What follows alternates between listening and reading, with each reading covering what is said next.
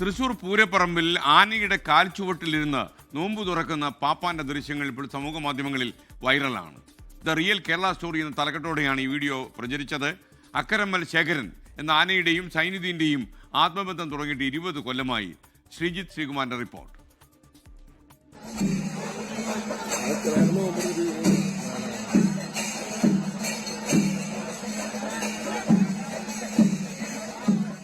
നമ്മൾ ഒരു കുംഭഭരണിക്ക് വന്നതാണ്. അവിടെയാണ് ആ വൈറലാണ് അക്കരമ്മൽ ശേഖരൻ എന്ന ആനയുടെ പാപ്പാൻ സൈനു ഉള്ളത്. പാപ്പാനല്ല, ആനയുടെ ഉടമ തന്നെയാണ്, സൈനു തന്നെയാണ് പാപ്പാൻ. സൈനുവിനോട് നമുക്ക് ചോദിക്കാം. ഇത് രണ്ടാംകല്ല് ദേശമല്ലേ? രണ്ടാംകല്ല് ദേശം എന്ന് പറഞ്ഞാൽ ദേശത്തിന് വേണ്ടി ഒന്ന് വന്നിരിക്കുകയാണ്. നോമ്പ് തുറക്കുന്നൊരു ദൃശ്യം, ഈ ചോട്ടിലിരുന്നിട്ടാണ് നോമ്പ് തുറക്കുന്നത്. സാധാരണ ഇങ്ങനെ തന്നെയാണോ? സാധാരണ അങ്ങനെ ആവാറില്ല.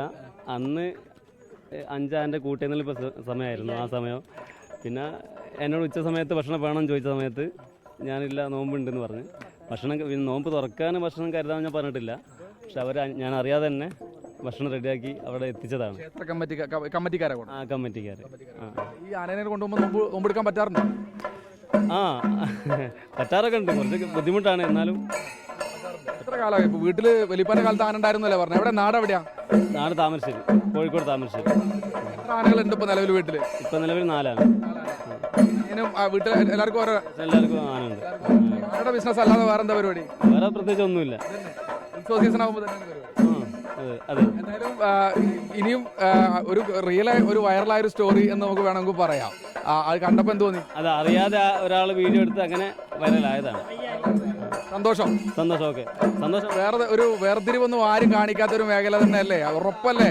ഇവര് ചേർത്ത് പിടിക്കൽ കണ്ടാ പോലെ ഞങ്ങൾക്ക്. ഇതാണ് റിയൽ കേരള. അതെ, ഈ ചേർത്ത് പിടിക്കൽ ഇതിനെക്കാട്ടി കൂടുതൽ പറയണ്ടല്ലോ. ആനയെ കൊണ്ട് അവർ പോവുകയാണ്. ഇതാണ് റിയൽ കേരള സ്റ്റോറി എന്നാണ് അക്കരമ്മൽ ശേഖരനും സൈനുവിനും അദ്ദേഹത്തിന്റെ കൂട്ടുകാർക്കും ഒപ്പം ബിനേഷ് ബാബുരാനൊപ്പം ശ്രീകുമാരൻ, 24 തൃശൂർ. ലോകത്തെവിടെയായാലും ഏത് സമയത്തും 24 വാർത്തകളും ഓഗ്മെന്റഡ് റിയാലിറ്റി പാക്കേജുകളും എക്സ്പ്ലെയിനറുകളും വിശദമായി കാണാൻ ഞങ്ങളുടെ യൂട്യൂബ് ചാനൽ നിങ്ങൾക്ക് സബ്സ്ക്രൈബ് ചെയ്യാം.